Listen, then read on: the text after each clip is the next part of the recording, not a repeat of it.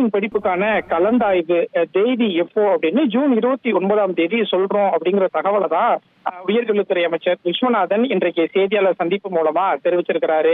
ஏற்கனவே உயர்கல்வித்துறை உயர்கல்வித்துறை அமைச்சர் நிறைய விஷயங்களை தெளிவுபடுத்தி இருந்தாரு.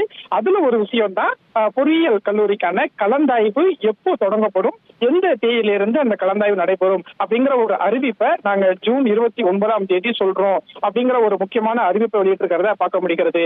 ஏற்கனவே பொறியியல் கலந்தாய்வு பதிவு செய்வதற்கான விண்ணப்ப தேதி நாளையுடன் நிறைவடைய இருந்த நிலையில அந்த தேதி இப்ப ஜூன் 5ஆம் தேதி வரைக்கும் நீட்டிக்கப்பட்டிருக்கு.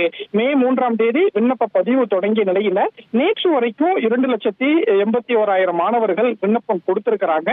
தொடர்ந்து அந்த விண்ணப்பங்கள் எல்லாமே இப்போ ஆய்வு செய்யப்பட்டு வருது. இந்த நிலையில தான் ஜூன் 29ஆம் தேதி நாங்க ஒரு அறிவிப்பு வெளியிடுறோம். அந்த அறிவிப்புல பொறியியல் கலந்தாய்வு எப்போ இருக்கும் அப்படிங்கிற தகவலை சொல்றோம் அப்படிங்கிற ஒரு அறிவிப்பை தான் இன்றைக்கு உயர்கல்வித்துறை அமைச்சர் விஸ்வநாதன் சொல்லியிருக்காரு.